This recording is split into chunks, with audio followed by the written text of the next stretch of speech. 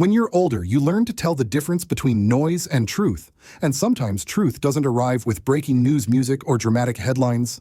It arrives quietly, like the moment a young traveler from Asia admitted with a shy smile, "I used to think Africa was messy and poor until I landed.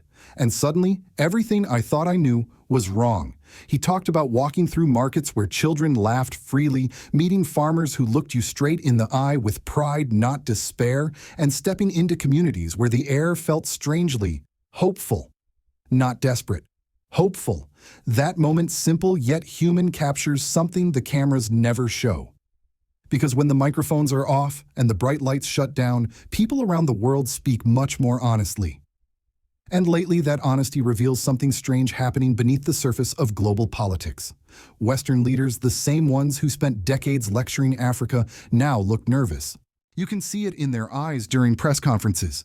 You can hear it in the slight tremble behind their carefully prepared speeches. You can feel it in the sudden rushing to sign deals, rushing to host summits, rushing to act like lifelong friends. Why? What changed? Why is the same West that once mocked Africa now treating Africa like the oxygen tank keeping them alive?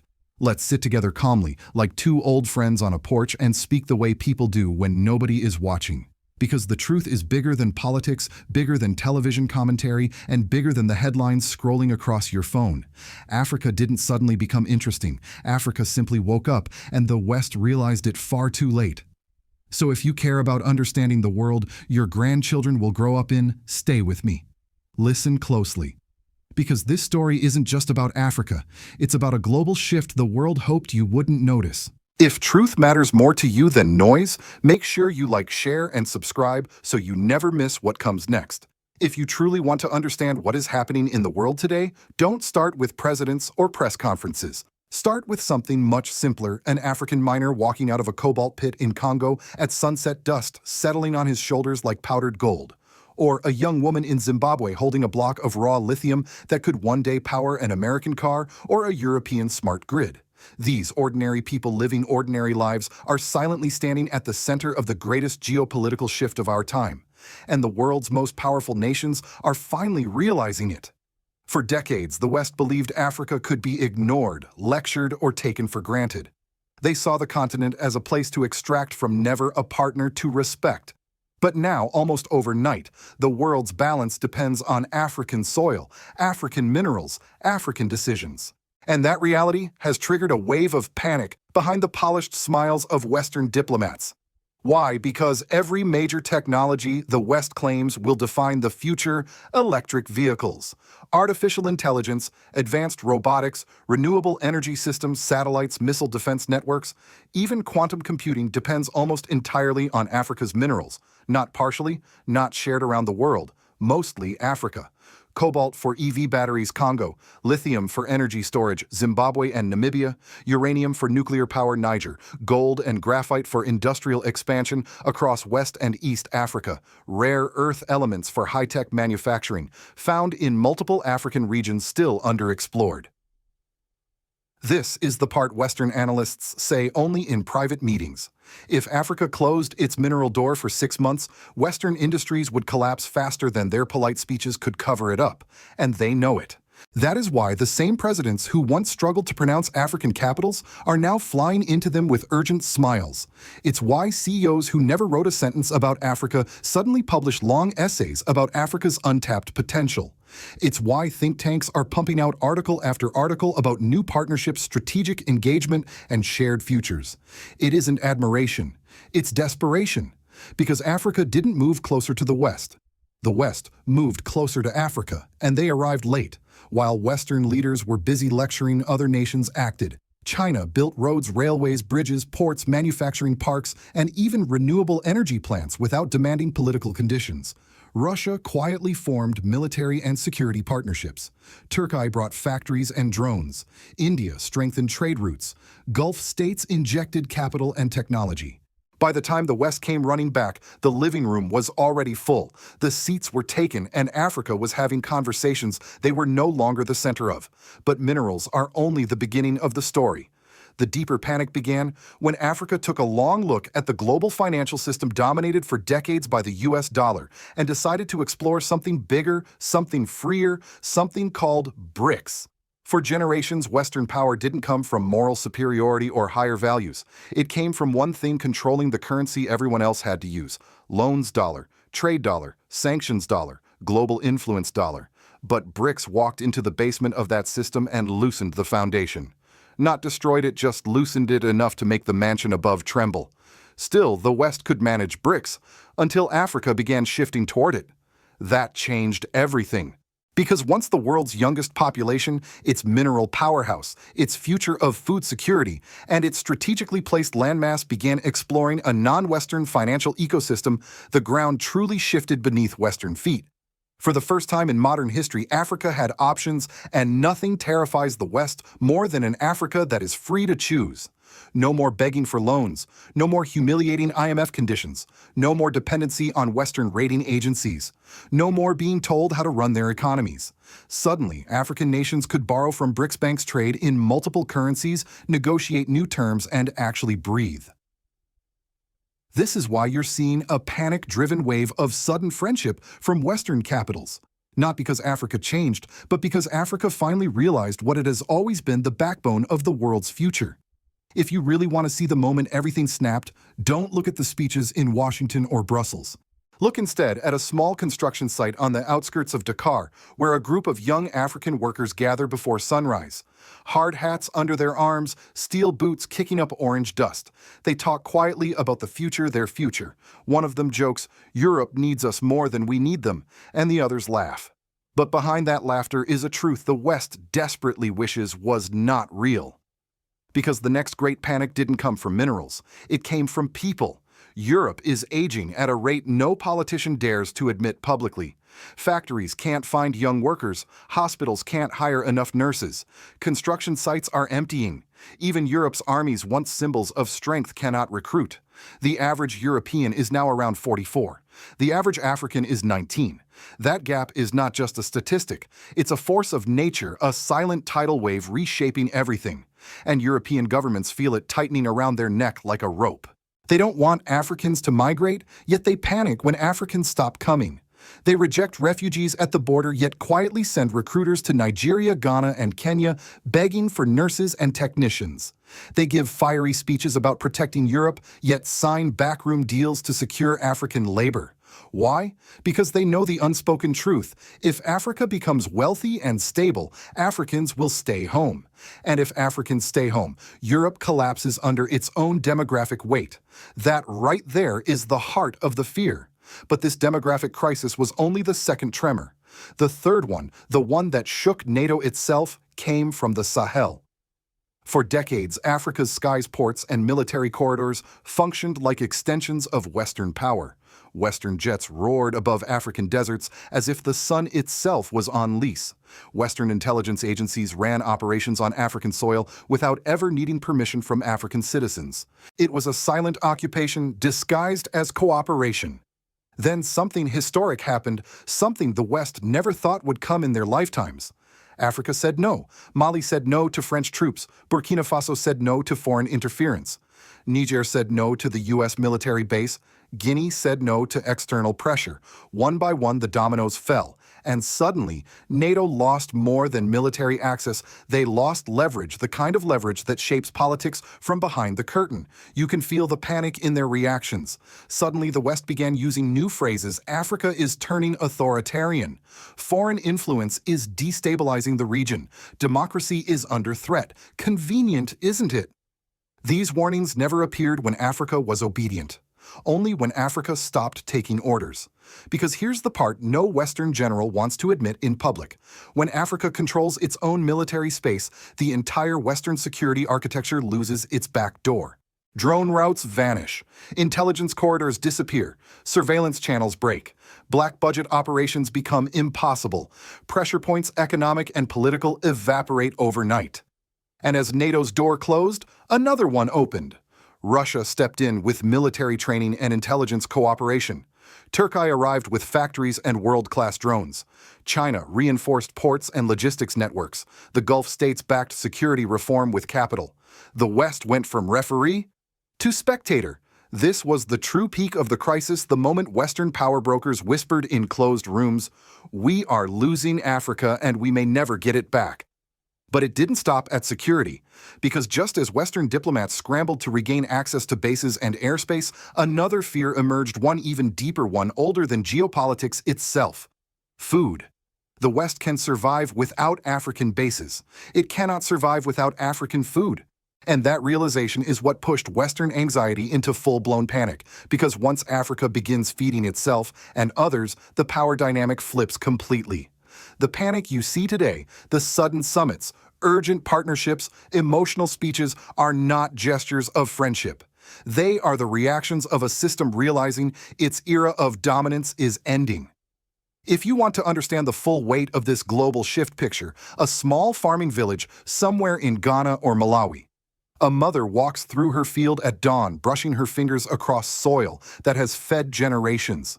She pauses, watching the first light fall on land that has always been rich but rarely valued. Today, something is different. The world is looking at her field not with pity, not with charity, but with hunger. Because the one thing no empire, no army, and no superpower can survive without is food. And Africa holds the last great pantry on Earth. This realization did not come suddenly. It came through crisis crop failures in Europe, extreme heat waves across Asia, unpredictable seasons in North America. Fields that once fed millions are drying up, drowning, or burning. The planet is changing its climate, and so the map of the world's food supply is changing with it. Then comes the number the West fears most: 60% of the world's remaining unused arable land lies in Africa. Not 10%, not 20%, 60%. And the farmers working that land are the youngest on Earth. This is where the political consequences begin, because if Africa becomes the world's food powerhouse, then Africa gains a form of leverage the West has never had to face. They controlled global systems for a century: oil, currency, finance, trade routes. But food is deeper. Food is survival. When you control food, you control timelines, policies, negotiations, even alliances. And that is why the West's tone suddenly changed. Overnight, African agriculture went from afterthought to obsession. Suddenly, the words, "We want to support African farming," began appearing in every European speech. "We care about climate resilience. We want to secure African food systems." It all sounds noble, until you read the fine print. Hidden inside these green partnerships and climate agreements are mechanisms that quietly transfer control: rights over seeds, water management frameworks, carbon credit ownership, export pricing structures, agricultural land development approvals, fertilizer market influence. To the average citizen, these terms sound boring, technical, even helpful. But in reality, they function like a modern form of guardianship, a way to influence Africa's food systems without planting a single seed. Africa is learning fast. This attempt at re-entry is not limited to food. It expands into something even more powerful: data, the bloodstream of the 21st century.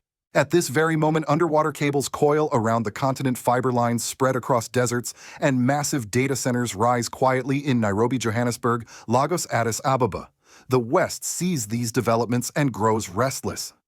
Because whoever controls data controls AI development, global banking systems, digital identity, satellite networks, cybersecurity, supply chain tracking, media flow, intelligence operations. For the first time in modern history, Africa is positioned not as a consumer of the digital age, but as a gateway, a crossroads, a rising digital continent with the energy, capacity, landmass, and geography to anchor the world's next internet.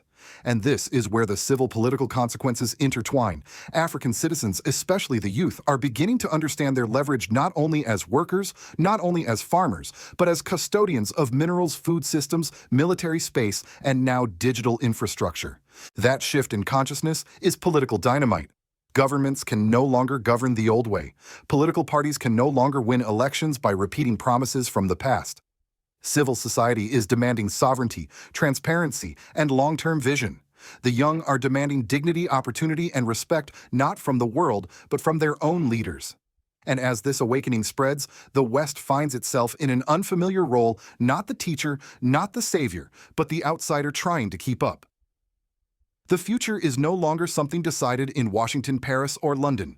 It is unfolding in fields, ports, data hubs, and military barracks across Africa, shaped by people who have finally realized the weight of their power. If you want to understand how deeply this moment is shaking the world, picture an American policy advisor sitting alone in a small office at the State Department late at night.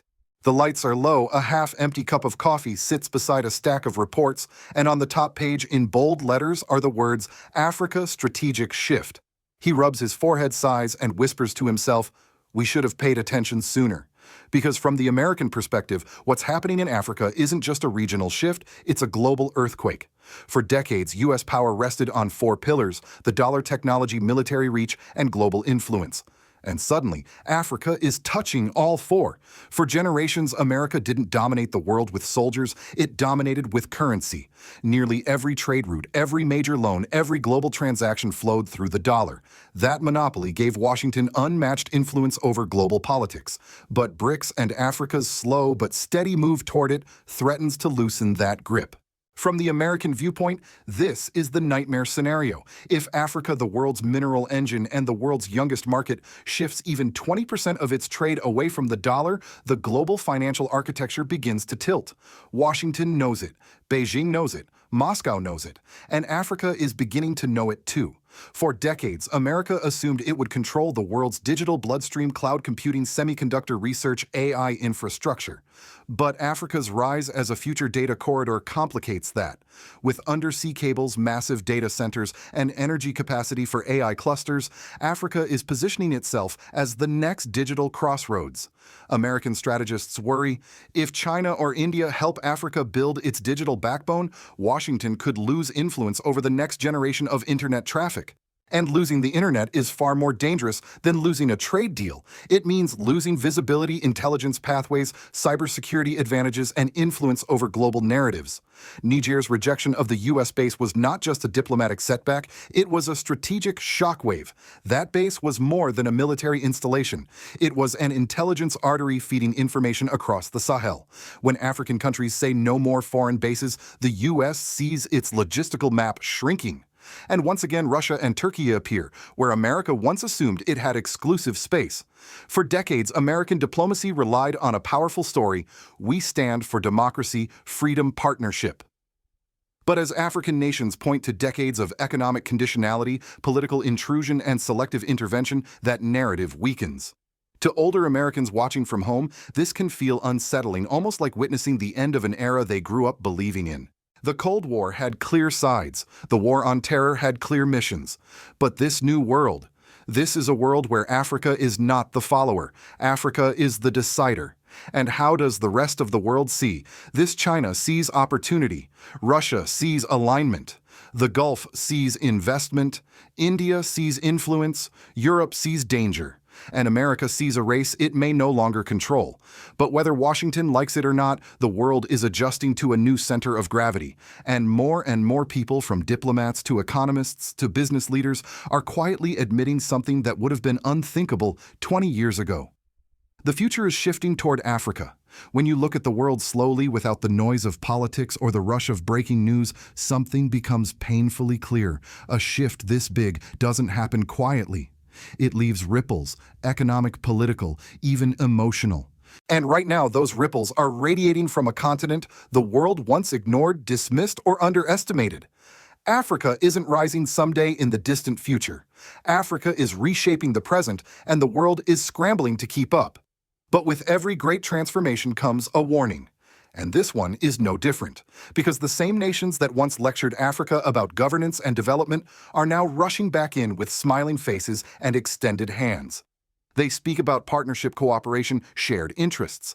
Yet, if you listen closely, if you read the fine print as older Americans often do, you'll recognize familiar patterns: the return of conditionality, the subtle push to influence policies, the quiet attempt to secure resources before Africa fully realizes its leverage. The danger isn't Africa's rise. The danger is the world trying to shape that rise for its own benefit. And that's why this moment matters. For the first time in modern history, African citizens, youth and elders, farmers and engineers, soldiers and scholars are demanding sovereignty not just from foreign powers, but from their own leaders. They want dignity in their soil, pride in their food control over their minerals, and ownership of their digital future. They want a world where partnerships are based on respect, not dependency, where alliances are chosen, not imposed. This awakening is powerful, but it is also fragile, and that fragility is what the world is watching, some with hope, others with fear. So here is the question the world must now ask. Honestly, if a continent controls minerals, food, youth, military space, and digital pathways, who truly controls the future? And here is a question for you, the viewer. Do you believe Africa is only rising, or has it already risen while the world wasn't paying attention? Leaders like Ibrahim Traoré in Burkina Faso have become symbols of this era, figures who challenge the old order and inspire new possibilities. Whether you agree with them or not, their presence signals a deeper truth. Africa is no longer waiting for permission to define its destiny. If you've followed this far, if you care about understanding the world beyond the headlines, then you are already part of a conversation shaping tomorrow. Please share this video if you feel you're among the first to recognize Africa's new place in global power. Subscribe if you believe truth matters more than polished speeches. And most importantly, tell us in the comments, has Africa already emerged as the heart of the new world order, or is the best yet to come?